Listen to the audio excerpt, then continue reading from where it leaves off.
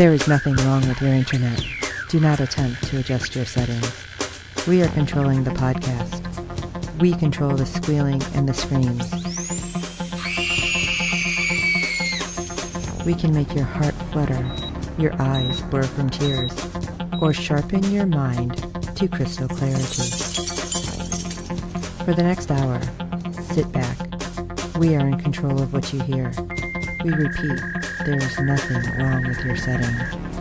You are about to experience the awe and mystery known as the female mind. You are now entering the Fangirl Zone.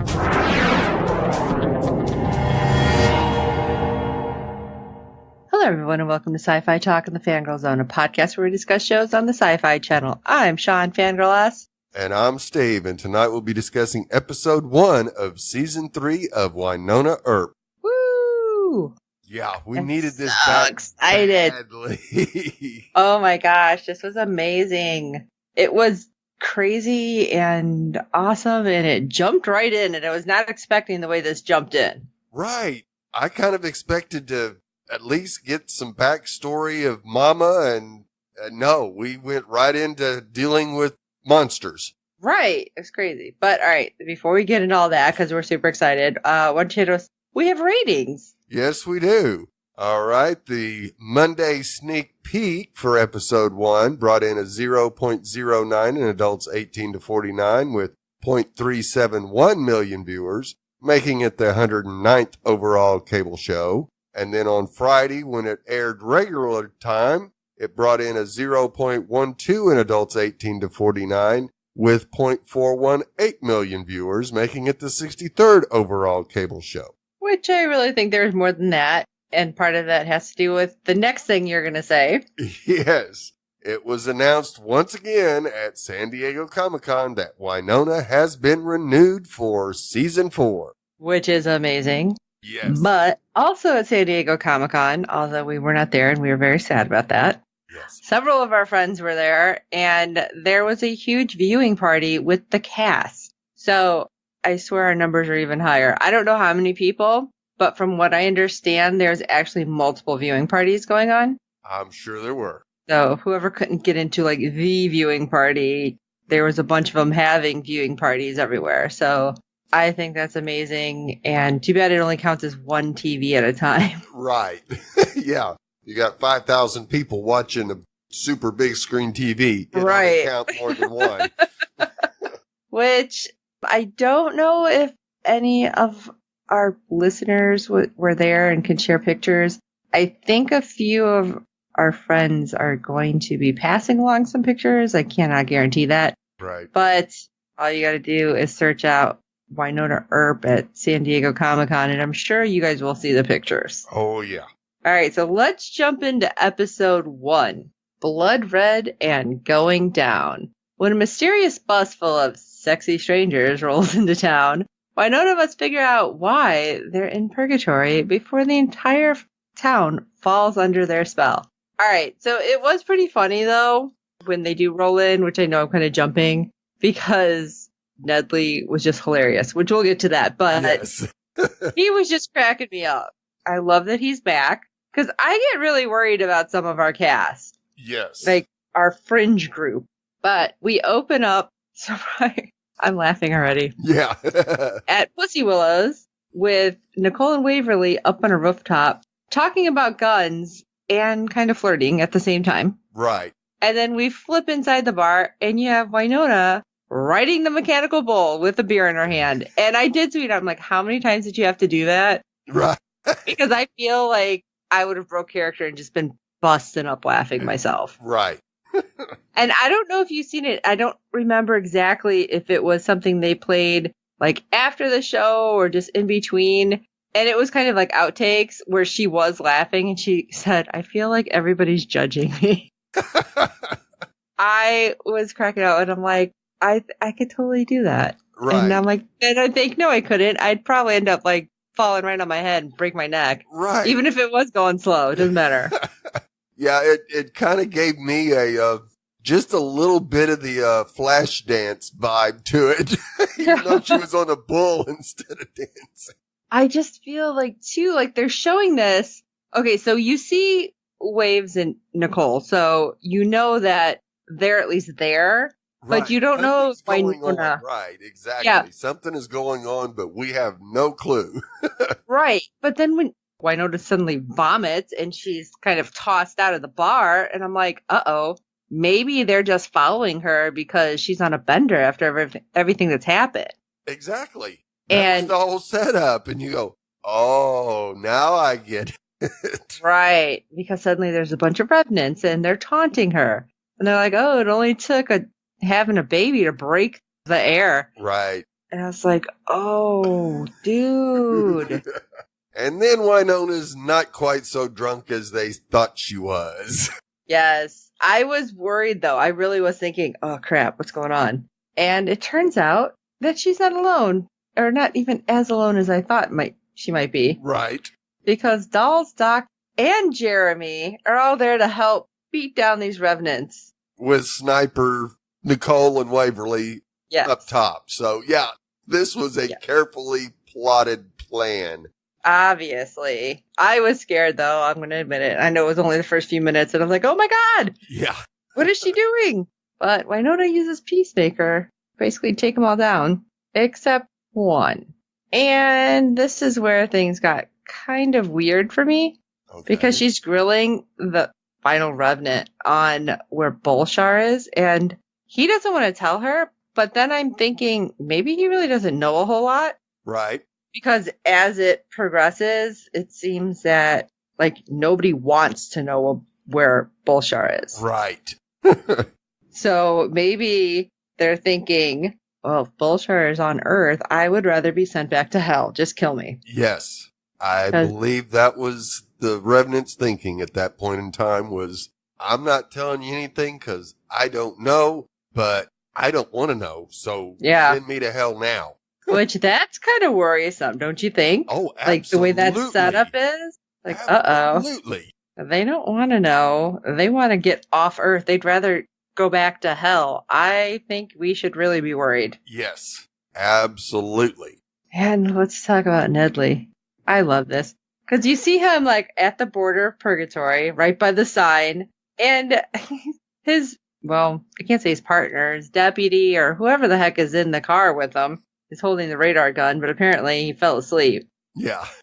Which was funny because all of a sudden in comes this bus that's kind of speeding and then slows down right before they get to the sign. So right at the line. But I love Nedley just looks over at the guy. He's like, did you have that in your lap all night? Do you ever want to have kids? It's like, what the heck, Nedley? But they get out and all of a sudden the bus opens up and we get like smoke and it's referred to throughout the episode. Sexy smog. Yeah, sexy smog is what Jeremy called it. Purple sexy smog. Yeah, and out walks all these very well-dressed, very attractive people. And right then I'm like, this is not good. Yeah.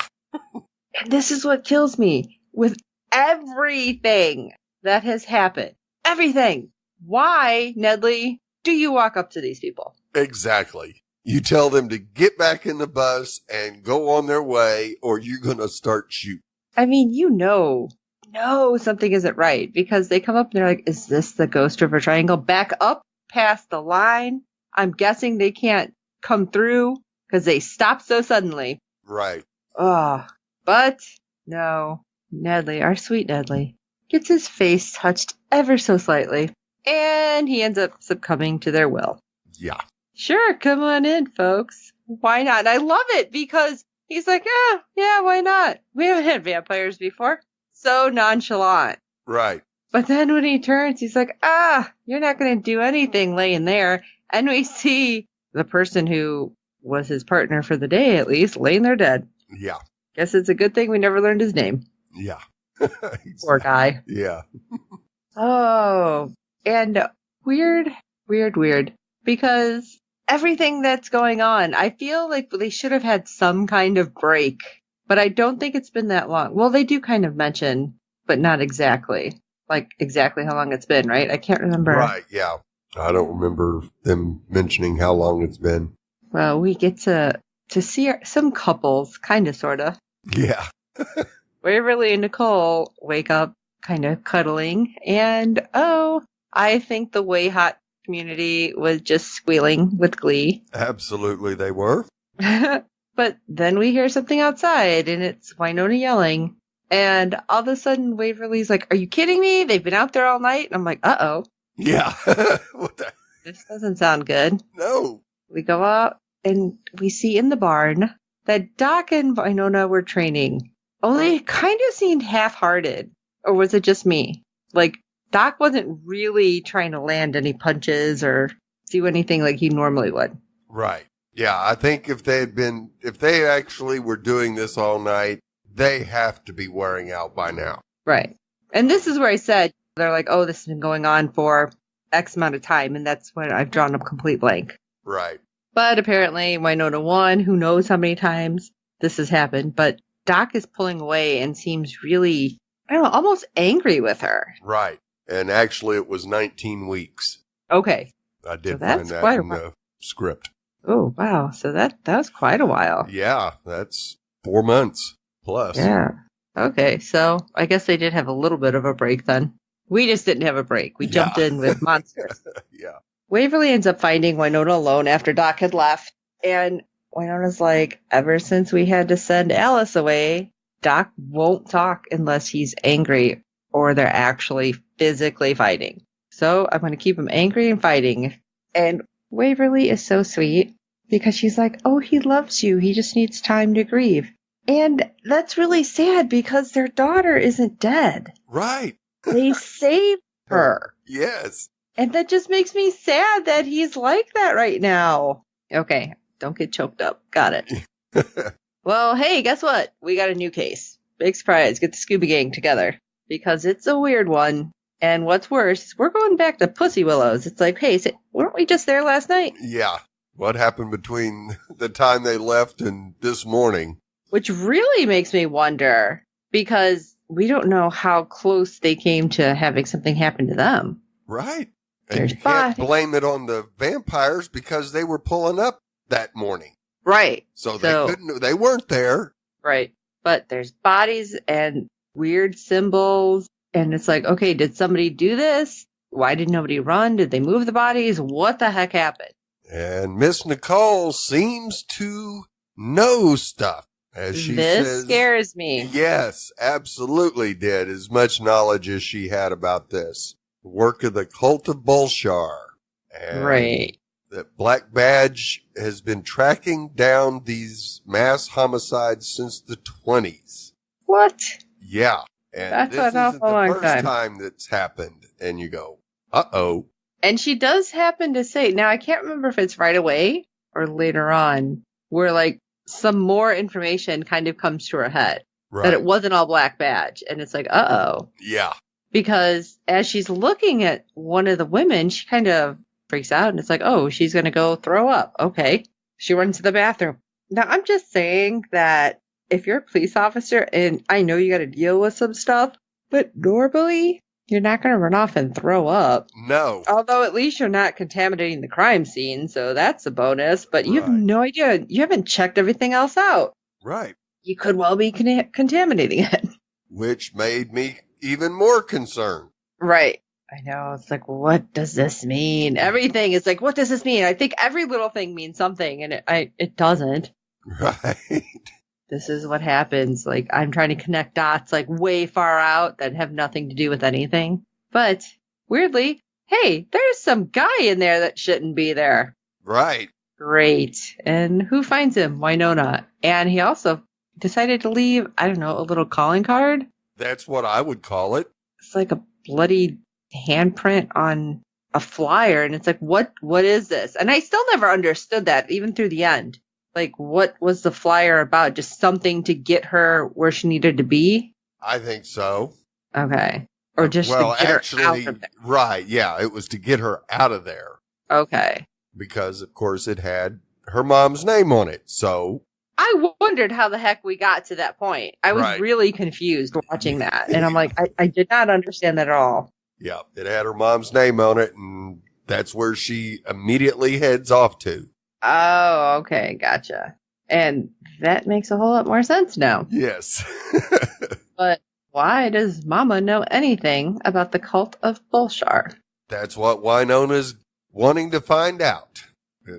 Has she any involvement with this? Well, she's like, hey, Waves, gotta go. I'll be back. Great. You're just leaving your sister there to deal with whatever weird shit is happening. Right. A little bit not cool, but they're Earps. I guess they got it. But the next thing we know, Waverly's in the bathroom talking to Nicole through the bathroom door. And suddenly, here comes Petra. Petra was one of the vampires that we've seen roll into town. Yes. She just kind of touches Waverly's face, and suddenly Waverly's like, you are so beautiful. Right. I peed myself. And what? Like, what? And then weird, because Nicole pops out of the stall, and she's like, isn't she gorgeous? She's the best thing I've seen. And I'm like, wait. Yeah, exactly. I love her. And what? You know this woman already? Right. It really, with what she said, it sounded like she had already had interactions with Petra before. That's what I was thinking. And I was like, oh, Yes. God, what does this mean? Yeah, exactly. I was freaking out. And all of a sudden I'm thinking, wait, has this got something to do with what Nicole was remembering? Right. Which, spoiler alert, no, it doesn't. Yeah. I'm just jumping, like, I'm jumping to conclusions the way a rabbit jumps around a yard, okay? Squirrel. Yeah, pretty much. But, hey, these two are going to be given a task, along with a few other people. Right. Find Wynonna alive and bring her, because we're going to give her to Bulshar.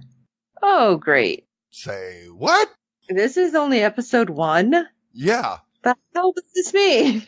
And the vampires are turning the Scooby Gang against Wynonna? What? And it was funny because Nedley was there when they first got there, and he's wearing, what the heck was he wearing? A kerchief. Kerchief. I was going to say kerchief, and I'm like, that sounds like such an old word. Yeah. He's like, oh, do you think she'll like it? Is she European? It's like, what? Oh, it wasn't them. It wasn't them, though. Right. And I'm just like, I'm so confused right now. So, And it okay. just gets worse. Right. Because Doc knows something isn't right at the bar, basically. And he goes down to the basement, and we have Jeremy, who's doing God knows what, but in the attempts of doing whatever he's doing, he's dancing and kind of singing along. And of course, he's like, it's not One Direction. Okay, it's One Direction. And what the hell is on your face, Jeremy? Yeah. I'm like, okay, no, don't do this weird mustache thing. Please, no. It's so weird seeing him like that. Yeah. But apparently he's down there tweaking Doll's drugs. Right. Because they basically had to try to recreate the original. So it's apparently not 100% right. So he's trying to tweak it so it'll work better. Because apparently Doc is having some issues. Well, plus their chemist is kind of on the run from Wynonna. Yeah. I don't know if she's ever going to pop back up. Not likely. If she's smart. Yeah. Suddenly, hey, there's Fog. And again, here comes the sexy Fog. Great. How are the vampires in the bar? If they had to get welcomed into the Ghost River Triangle, why don't they have to get like welcomed in everywhere? I don't understand. They're just kind of popping in and out wherever they think they need to be. I don't think they're just waltzing in. I think they're just appearing. They're breaking the vampire rules. Yeah. Well, Jeremy is suddenly all glamored. Yeah. But Doc is dragged away. It's like, oh, can he not be glamored for some reason? Right. You go, what's up with this? Okay, well, it's not a bad thing, but... I know, I'm thinking, okay, is it because he was, immortal? Right. But he's not anymore, so... I don't know. This is weird. Exactly. It's like, oh, questions. What does this mean with everybody else who has some kind of superpower, a.k.a. Doc? Right. And Dolls. So Doc was, but not anymore, so maybe it has something to do with it. Dolls is something different. Right. Well, Wynonna's the heir, so we know she's got all sorts of weird stuff happening. And then I'm looking at the rest of the gang, I'm like, oh, they're just people, though. Yeah. So unless there was a revenant around that was able to, for us to know, we may never know exactly. Yeah. Probably won't. Mm. But then again, we might. They like to do things to us. Yeah. Hey. But we find Wynonna arriving at a prison? I'm really confused. Yeah. I said, what? At first I thought, well, that I could see her maybe being in a mental institution, but how the hell did she get locked up in a prison?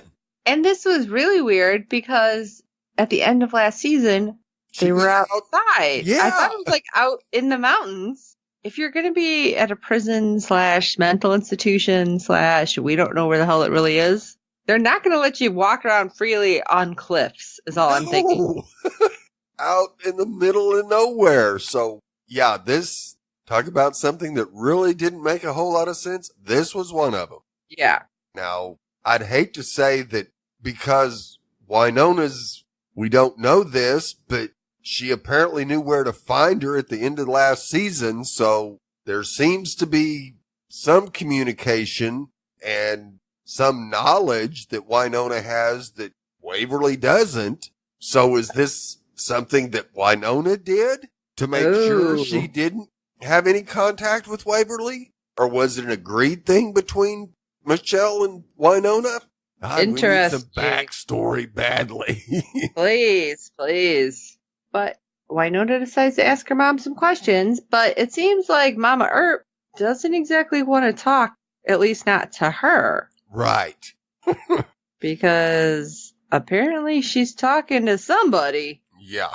Which, this is interesting too. What does this mean? Right. Because, she asked about the cult of Bolshar, and she's like, you need to pay attention to me, and what the heck is going on? You need to answer me, Mama. Of course, she's like hearing voices, and she's pissed at Wynonna for dragging Waverly into this. And as she's screaming and like walking away, she starts screaming that my girls are off limits. It's like, who are you talking to?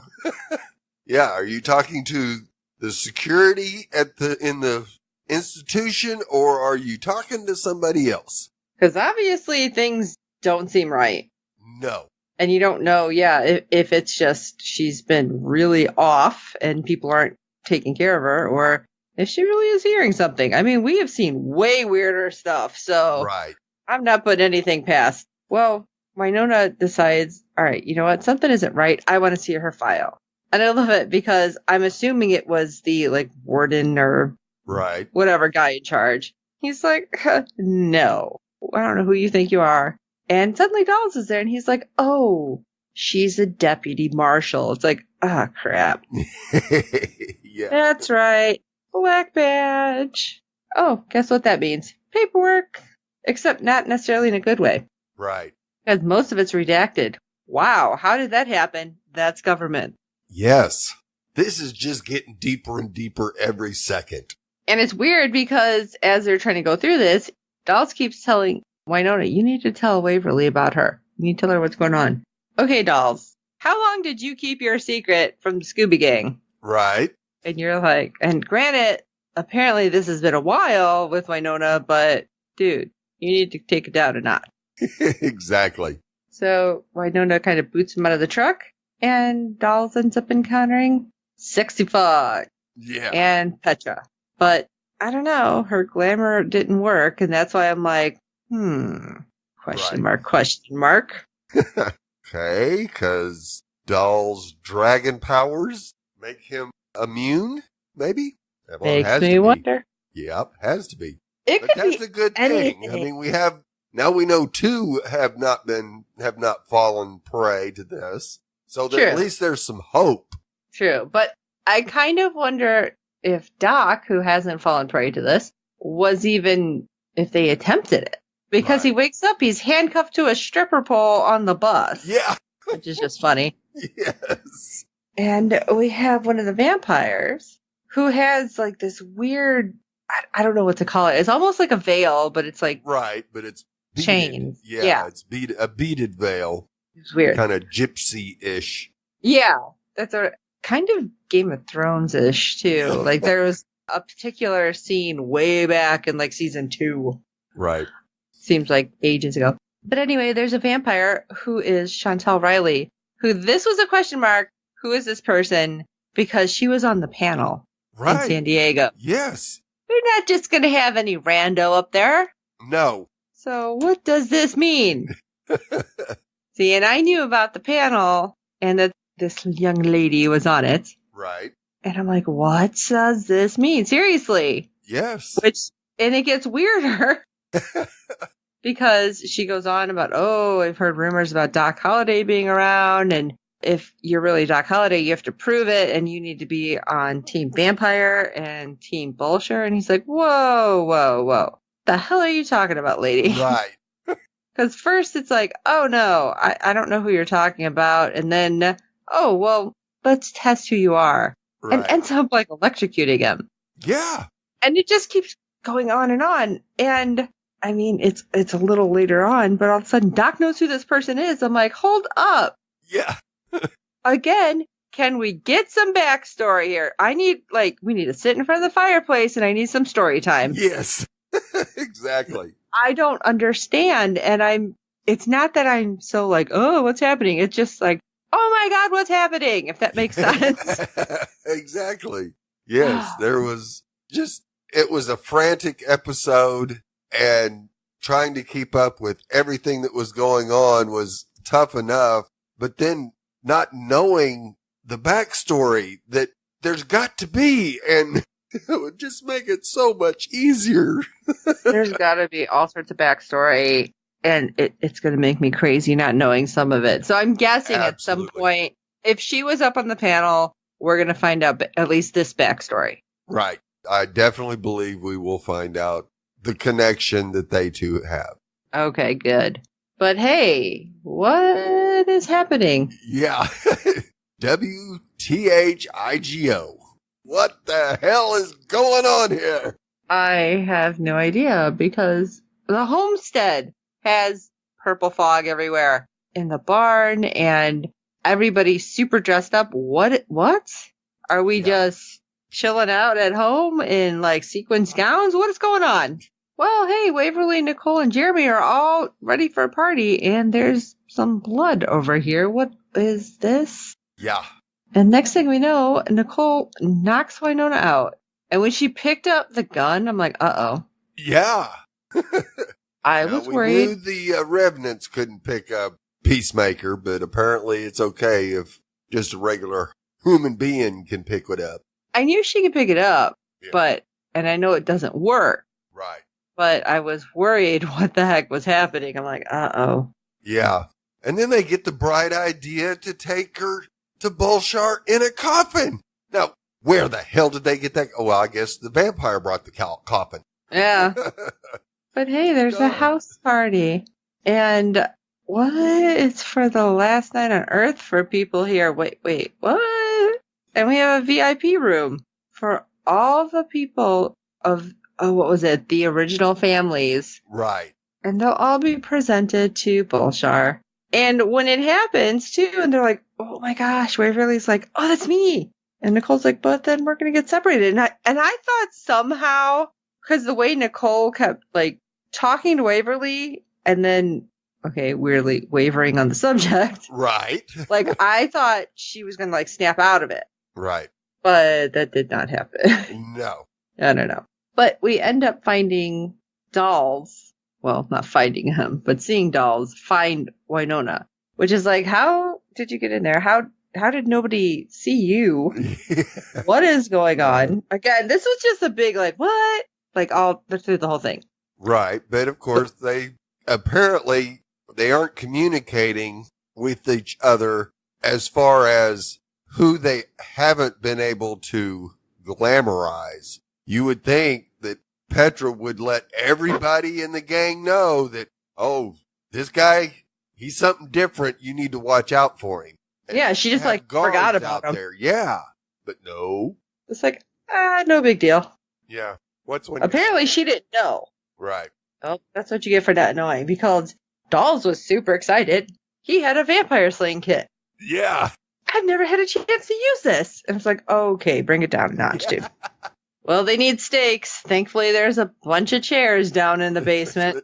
Good thing they like to hold on to old stuff. And then they get to go upstairs. But not just normal people walking upstairs like, hey, what's up? I'm going to make a grand entrance. But before I say that, let me just say, when Wynonna kind of pops up out of the coffin that they had her stored in, I love it. She looks at her outfit and her crimped hair and everything, and she's like, oh, God, please tell me Waverly dressed me. She's like, but by looking at the gloves, I think it was Jeremy. Just that was the funniest and stupid comment, because it's like, oh, please say it was, no, I don't think so. And so to make a grand entrance, she busts through the window. It's like, dude, that's your house. You got to replace that. But Dolls comes popping in with her, and they just start staking vampires. It's like, and how they figured out so quickly, I don't remember if it was Dolls, that it's like, hey, whatever vamp glamorized the person, once we stake them, they'll come to their senses. And bam, good job. Right. Oh, great. Because somehow they get the one, like, pretty quick that got Nedley. So Nedley's like, all right, give me one of those. Yay, Nedley. Yeah. I still feel sorry for the poor guy. Let's go back to the party bus, though. Yeah. Because it's seriously, all of a sudden, like, all this mess is happening. Doc wakes up and he talks to this vampire and he's like, calls her Contessa. And she kind of freaked out. Oh, absolutely. And then, of course, he frees himself and they're like kind of fighting, kind of not. And he almost shoots her. Right. And she's like, you can't do that. I was like, what? Who are you? What does this mean? Yeah. So I don't know. But, like, she doesn't really give the information, right? Why she took him? No. Well, Kite, a little bit. Right. That she didn't want to turn him, but she tried to save him. Basically, it's like, hey, maybe you need to get out of town. It's like, no, what are you talking about? Right. But we don't know everything. So I want to know what's going on. And does he call her by a different name? Yeah, Kate. And wasn't that, like, way back in the first season that Waverly had found something about a Kate? Was I think you're right. And I can't remember, like Big Nose Kate or something Right. like that. Something weird and random. So I'm like, Yeah. I wonder what this means. But then Doc, late to the party, kind of goes in. It's like, and fine. I don't know why I'm laughing, because it was like a little kid almost. He finds a vampire hiding underneath a sheet. What? You are really bad at this. How have you survived however many years you've been alive? Exactly. What? Just always assumed that sexy smoke was going to help you, apparently. Yeah. Yeah. Well, Jude doesn't have any information that he's willing to share, at least. And other than the fact that Wynonna is stupid for trying to chase after Bullshar, and she's like, oh, why don't you send your buddy a warning then? Yeah. And lets him loose. And I'm thinking, that's dumb. But not really. Yeah. I mean, she's done that before to Revenants, and like when they went back to good old Michael Eklund's character. Oboe. Yeah. They didn't end up lasting long, and neither did this guy. No. Yeah, that didn't look too good. No. Ugh. He returns and empty-handed, and they punish him by making him ingest something that will turn him back human. See, I didn't think that's what they were doing. I thought they were just, I don't know, doing something that's going to make him explode or something. Yeah. But turning a vampire human is the worst thing in the world for him. I mean, we saw that a couple of times in Van Helsing. That's true. Like, they don't know what to do, especially if it's been a long time. Right. Well, Doc and Wynonna, I don't know. I don't know how this can play out. I know, because it's so back and forth. Yeah. And after this is all over, they're in the bar, they're having drinks. And he kisses her. Yeah. And I'm like, wait a second. I thought you were with Dolls. Damn it, Wynonna. I'm so confused. Right. And she's happy he seems to be out of his funk. And yeah, then we get to see the whole group together, kind of having Vietnamese takeout. That's pretty specific. I did not realize what they were eating. I just takeout. Yeah. And Dolls gets in Wynonna's ear and basically lets everybody know that Wynonna needs to take Waverly home. Right. It's like, hint, hint. Nudge, you need nudge. to tell her. Yeah. And so they get in Wynonna's truck and they're heading back to the homestead. Which I swear to God, the homestead moves. Yeah. I'll have to explain that later, but it just seems like it's never as close as it was in the first season. Right. It's like it's getting further away. But later we have Dolls finding Nicole back at Pussy Willow's, and she's still shaken up. But she's like, well, we still have to finish this, because obviously everything that happened in the last day happened so fast. It's like, okay, we still have a murder investigation. Right. But she seems to have memories, and she's like, Dolls, I think I might be a survivor of one of these cults. What? Yeah. Hold on a minute. Rewind. What you talking about, Willis? You better tell me something. Yeah. Because I am like big question marks over my eyeballs right now. Right. So, and of course we don't get any more information because we come right back to Waverly and Wynonna on their way home as Waverly's trying to guess the confession Wynonna's about to spill. Good luck with that. And right. Wynonna, that's not going to be top 10, lady. No, not going to be within the top 10. And Wynonna hands her the visitor pass from the prison. Yeah, the look on Waverly's face. Oh my God. Talk about somebody's heart being just ripped out of their chest. Right. And all of a sudden, Waverly's like, look out! And there's some kind of wreck. Yeah. That somehow it's so violent, the truck flips. Yeah. And then next thing we know, we see Waverly being pulled away, screaming for Wynonna. It's like she's being dragged. Yeah. And end scene you go, with her. What? Killing me. Lavetta, come on. It's like, what just happened? So way too many what just happened moments in this episode. Right? Oh my gosh. I can't. But I don't think we're the only ones, so. No, not at all. Well, did we get any feedback for episode 1? Oh, we sure did. Our friend from the Netherlands, Fred, is back again with some audio feedback, so let's take a listen. Hello, Fangirl Zone podcasters. This is Fred from the Netherlands with some feedback for Wynonna Earp, Season 4, Episode 1. Why did I start watching Wynonna Earp? Answer, it's a Canadian series. Why is that important? I will answer these questions in a little while, but first, for the people who didn't listen to the Fangirl Zone podcast about The Crossing Season 1 and The Expanse Season 3 recently, I will introduce myself a little bit as well. On Father's Day, June 2014, my wife gave me a DVD box of Season 1 of Orphan Black as a present, because she thought me being a geneticist could like that series. And right she was. Until that time, I was not much into watching television at all. I was just too busy with my work, including in the evenings at home. When I was younger, I was a big Star Trek fan and did watch TV more often. Because I wanted to know more about the series and its lead actress, I started to surf the internet. I started to watch single episodes of other series where Tatiana Maslany had a guest role. In this way, I started to watch The Listener and Alphas as a series in a whole. Then I discovered podcasting, which was a nice way of getting the episode I just watched, reviewed and analyzed on my bicycle to and from work. As a not-native speaker, you sometimes miss something, and a podcast then helps a lot. It all had a kind of tsunami effect on watching Canadian series, and as I started to know some actors, also on watching Canadian movies. Apart from the genetics in Orphan Black, I like the themes as equal rights for all people, LGBTQ or otherwise. I think the series did a very nice job at that. And actually, more Canadian series do that. In that Canadian present-day TV tradition, Wynonna Earp is no different, and perhaps even top runner at the moment. Just have a look what all happened at Glexicon this year.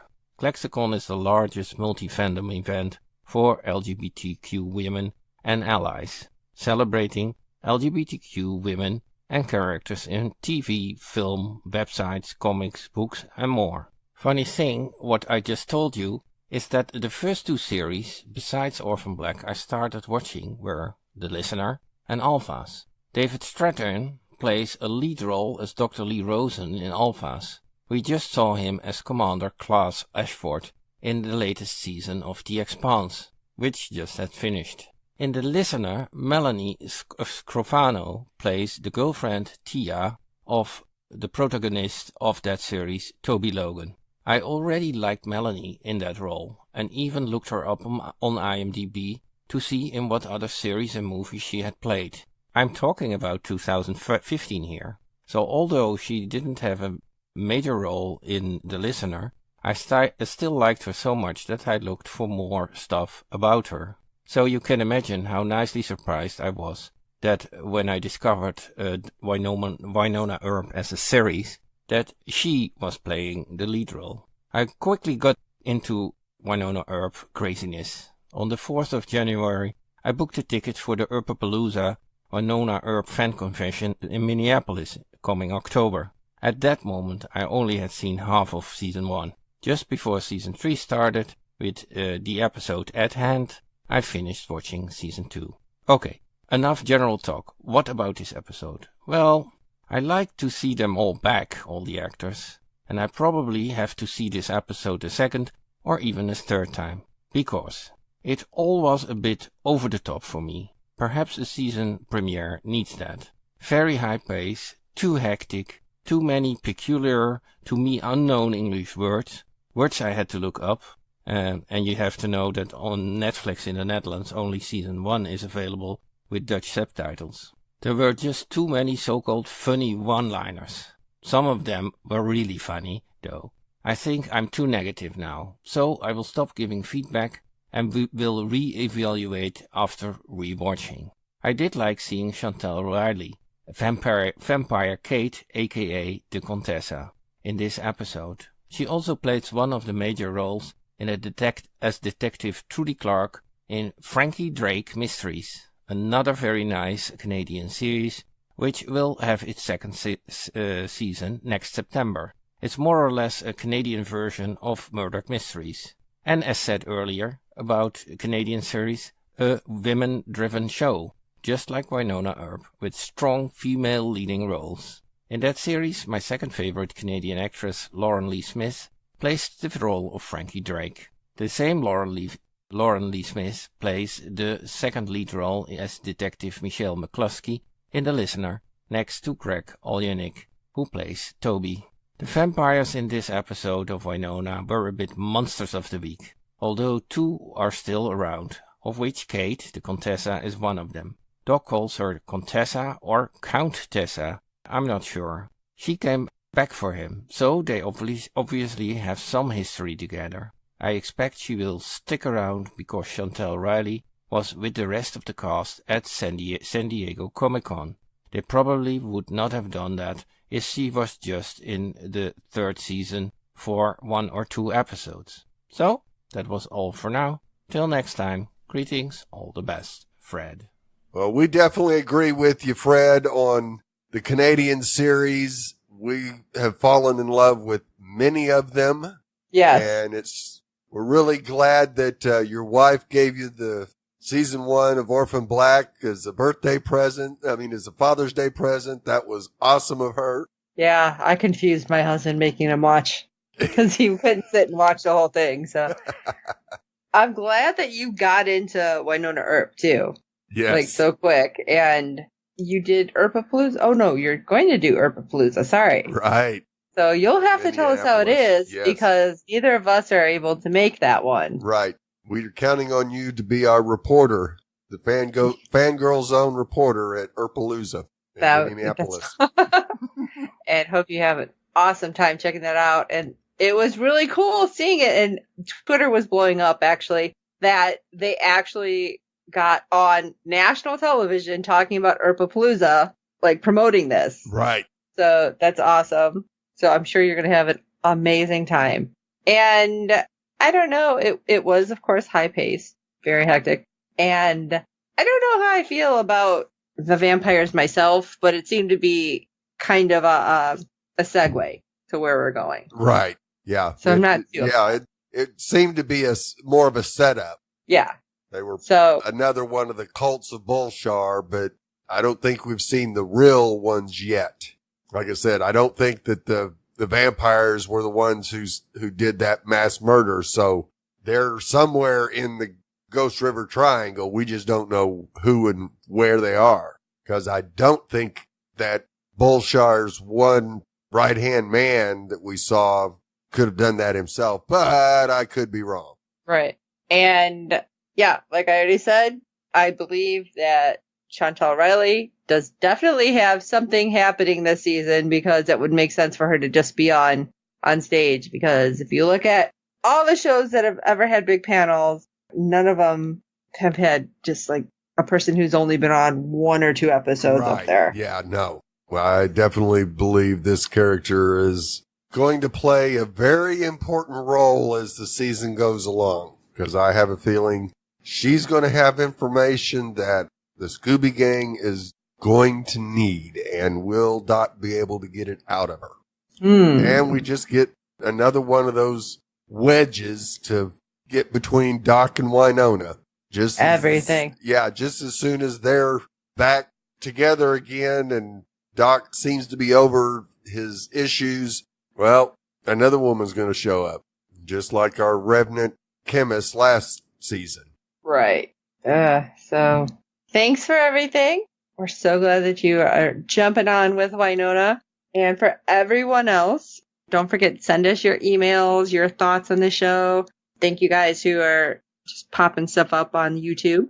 You can, of course, find everything at www.fangirlzone.com, so you can see all the ways you can contact us and talk to us. And everybody who tweets with us, it's awesome. You're actually tweeting with Steve. I haven't been able to because of my craptastic work schedule, but let that be that as it may. Yes. Gotta pay them bills. But while you're going and sending us something, if you can rate and review us on iTunes and any other platform you're finding us on, because good ratings and reviews help other fans of the show find us, tell your friends. We do hope you're enjoying the podcast and our random tinfoil hats that we like to throw in there. Although, if we're going to be back at the Ghost River Triangle, Steve, I think we're going to have to get tinfoil cowboy hats now. Yeah. We'll have to upgrade. Yeah. So, for this episode of SyFy Talk, I am Sean Fangirl S. And I'm Steve. Revenant, Demon, Horny Flock of Jason Momoas, come out wherever you are. And until next time.